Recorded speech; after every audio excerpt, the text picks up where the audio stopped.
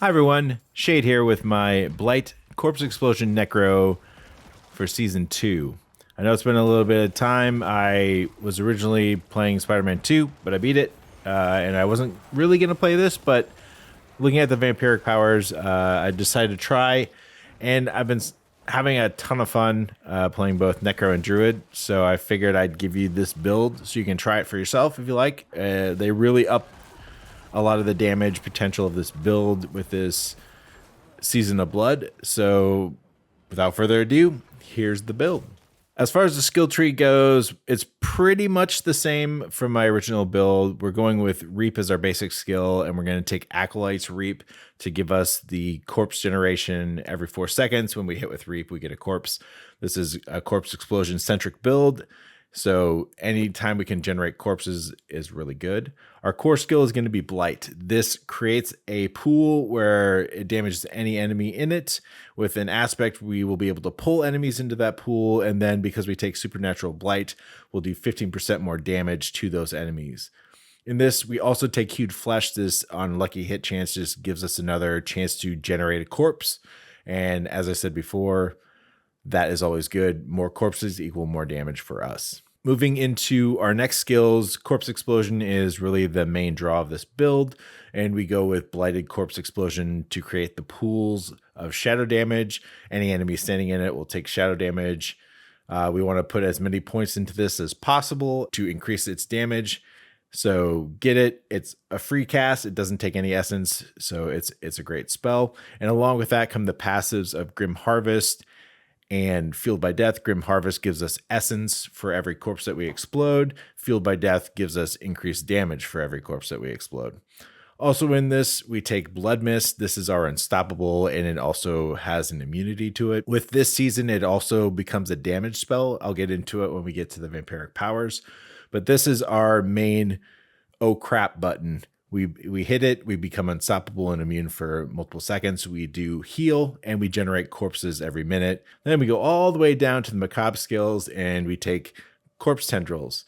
This is our CC button. Basically, we stun, we pull in enemies, and we do a little bit of damage. And slow, we do tons of things with this. It's a great skill. I think every Necro takes it. And we make it better with Plague Corpse Tendrils, which allows us to make enemies vulnerable when they're hit. This vulnerability helps until we can curse them with vampiric curses, which again, I'll get into later on in the video, but this just gives us extra damage and control. It's an amazing skill, and it doesn't consume a corpse when you use it, so it's great for this. For the passives, we take all the shadow passives. We put as many points as possible into all of them except for Crippling Darkness. We only need 1 in here just to get the stun to juice up the damage with some of our extra perks that we have, but we also want to make sure Reaper's Pursuit is maxed out so that we can get some more movement speed so we can move from pack to pack. As far as our ultimate skill, we're going to go with Bone Storm.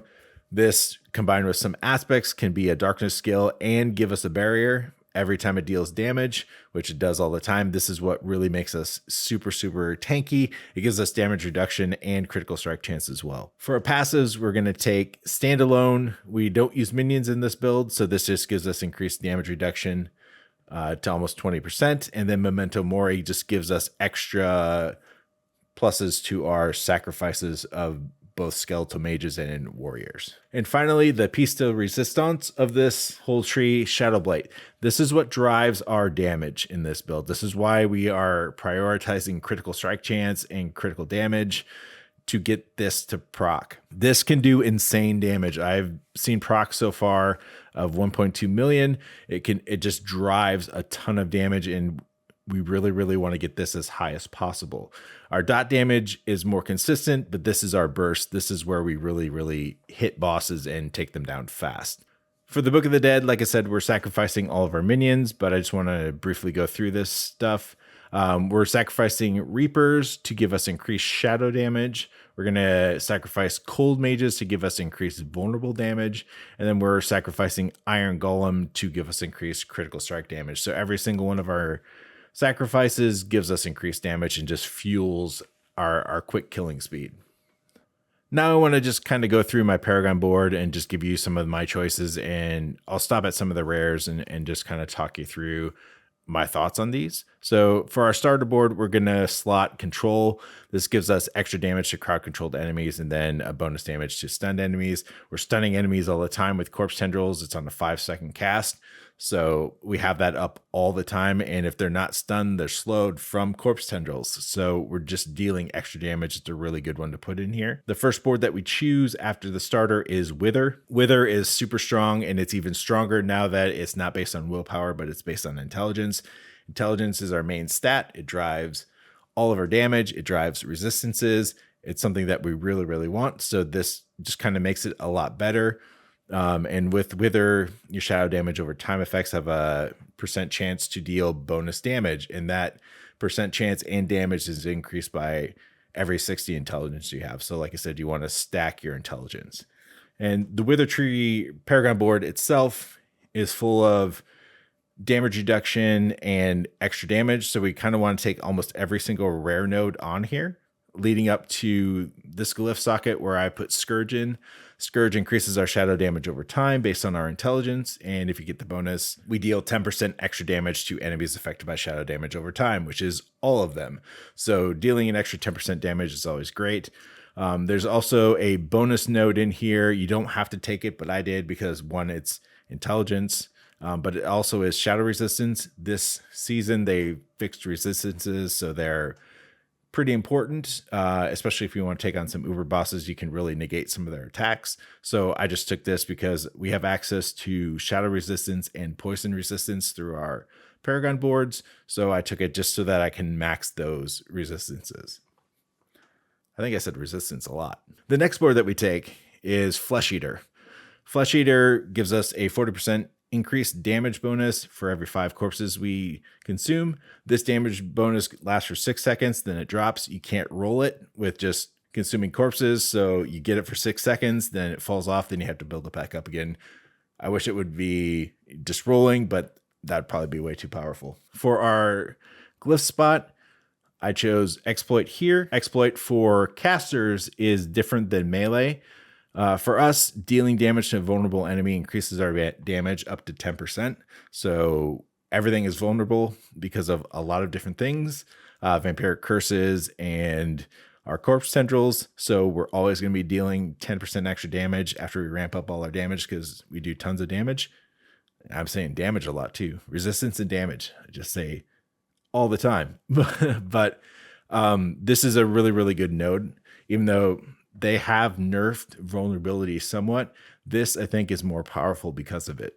The next board that we take is Scent of Death. This, if there are 2 corpses nearby, we get damage reduction. If there are no corpses, we get an increase in damage. It's the best of both worlds. Both buffs are great, so this is a no-brainer. We want to take most of the nodes here leading up to the glyph slot where I put in Darkness. This just gives us extra shadow damage overall. And then when you get the bonus, whenever we deal shadow damage to an enemy, that enemy deals less damage, up to 10% less damage, which is kind of like damage reduction. So this is great. I wanted to mention this node down here. I went specifically for it because it is a critical strike damage node, which can be doubled if you get enough willpower. I don't have it yet, but hopefully soon. And then you can also get 21.5% extra crit strike damage on top of that. And the last board is kind of up to you, whatever you want. I chose Bloodbath for the easy access to the glyph and this rare node here that gives me 10% extra damage while fortified, which means I can take off a few skills and give myself Carapace, but we also have a little bit of Fortify rolling. So we can get that and get the extra damage if we want. The glyph I used here is Essence. This is the critical strike damage glyph. Basically every dexterity gives us extra critical strike, and then the bonus critical strikes deal 22% more damage to enemies that are not healthy. So anything below 80% health takes extra critical strike damage from us. Like I said, it's not as powerful now, but it still is pretty good. That's my Paragon board. I haven't maxed it out or anything, but it's working for me, and I'm still kind of fleshing things out. I'm only 91.5, so I still have quite a few more points to put in. I'm not sure if I'll add another board on or not, but I'll have a link in the description box to my updated build, which will probably happen in the next day or two. Now on to my equipment. This is by no means a final list. I'm still looking for X-File, the new unique ring that I think will really supercharge your damage and is probably the one unique that I would say is good for this build. The other uniques are nice to haves, but we really don't need them. But I will say Exval is probably one that you will need. Tybalt's Will could be used. I just don't use Metamorphosis, and if I get one to drop, I'll probably test that and see how it works with dots. But right now I'm doing a ton of damage without it. But you know, every little bit counts, right? So let's just kind of go through everything loosely, and I'll give you some of my stat recommendations too. For my helm, I have Shielding Storm. That's what makes Bone Storm add the barrier for every time it does damage to an enemy. It's always up. It makes you super tanky. It's great. Every Necro that has Bone Storm should use this. And as far as stats go, I would get any defensive stat. Make sure you get cooldown reduction as well. I don't have any damage reductions on here, but the resistances are pretty good. And this is the best helm I've been able to find so far. As far as your chest, I have Void on here. You can put that on wherever it'll go. It just fit on here because I didn't have an extra slot. And what Void does is it makes Blight pull an enemy, so it turns it into a CC, so you can kind of rotate between Corpse Tendrils and Blight to keep enemies in your darkness pools. And on here, I would go for a quad damage reduction or like 3 damage reductions in a maximum life. But you want to try to round out your defensive stats with your chest slot. For my hand, I don't really have anything. I chose these gloves mainly for the critical strike chance and the lucky hit chance. The aspect is just a little bit of bonus damage every 7 seconds, but you don't have to do this. Like I said earlier, you can have Howl from Below. It's a fine unique. It just didn't fit for me because it doesn't have critical strike chance on it. And that was a big deal breaker for me. I want to get as much critical strike chance as I possibly can. For my pants, I have Disobedience. This just gives you extra armor as you hit enemies. We're damaging enemies all the time. And like the chest, you want to go for quad damage reduction. For your boots, I have Explosive Mist. You can go Ghostwalker if you want. The main stats that you want to get are movement speed, Corpse Tendril ranks, and dodge chance. Those are 3 really good stats to get.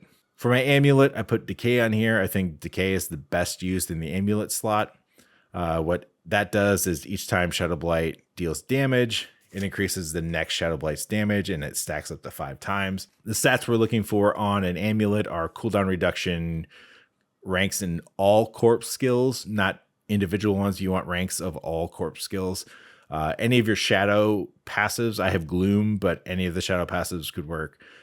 Darkness skill damage is really good too.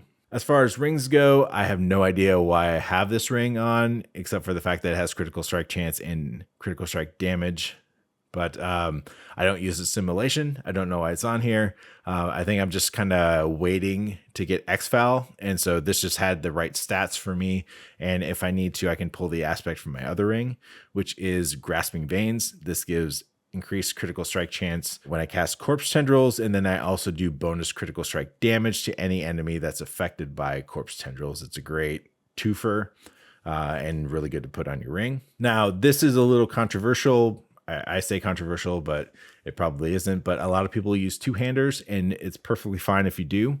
I prefer wands. I like lucky hit chance. I like all the things that lucky hit chance brings, especially with the vampiric powers, which I'll get into after this. But you can go two-hander. I'd go two-handed sword for the extra critical strike damage. The stats that you want are critical strike damage, damage to shadow damage over time affected enemies. That's a mouthful. Intelligence, darkness damage, stuff like that just kind of fuel your damage is what you're looking for on your weapon. I have Ultimate Shadow on here, which turns Bone Storm into a darkness skill and does a little bit extra damage too. And for my offhand, I have Blighted on here. That just, you deal increased damage after Shadow Blight damages enemies 10 times. Which I'm looking for here is extra cooldown reduction just to make my skills go off faster. If you are using a two-handed weapon, you could put this on your ring. But I'd want to find a slot for this, your ring, or even I think it'll fit on your gloves. So on one of those two slots is where I'd put it. Finally, I'll go through my vampiric powers really quick. I choose Domination. This just does increased damage to stunned enemies. We're stunning them all the time with Corpse Tendrils and Shadow damage, so this is a no-brainer. Anticipation gives us a flat cooldown reduction for our ultimate skill, plus our ultimate skill does extra damage for each enemy affected by damage over time spells, which is every enemy that's close to us. I then choose Prey on the Weak, which is just extra vulnerable damage, but then it also makes enemies affected by Vampiric Curse vulnerable, and we're applying Vampiric Curse through Accursed Touch.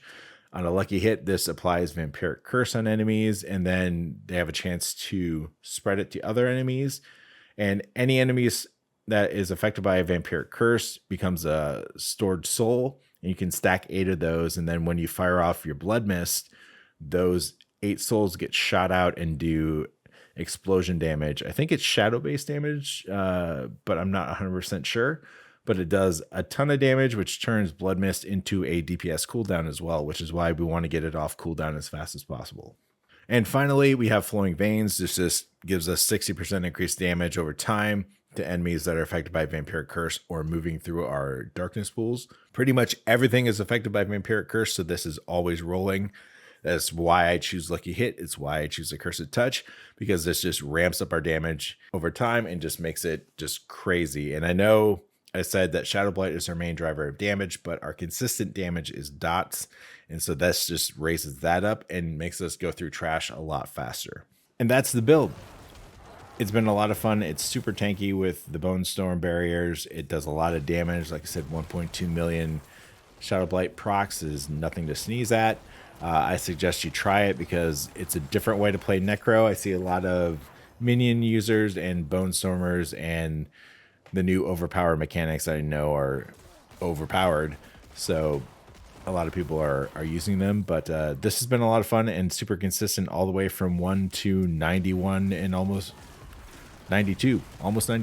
I do have Twitch. I stream sporadically right now. It is the holidays. My father passed away earlier this year, so I'm just kind of helping out my mom. So my time streaming is going to be a little bit more sporadic over the holidays, just kind of helping her out and getting her situated. But I'm hoping to become more consistent in January. But if you want to catch me, you can follow me. You'll be notified when I'm on, or you can follow me here. Leave me a comment. I enjoy talking to people and just kind of figuring things out. And if I said something wrong in here, please let me know. I'm willing to admit when I'm wrong, and I'm wrong a lot. So anyway, I hope you guys have a great rest of your day, and I will catch you later.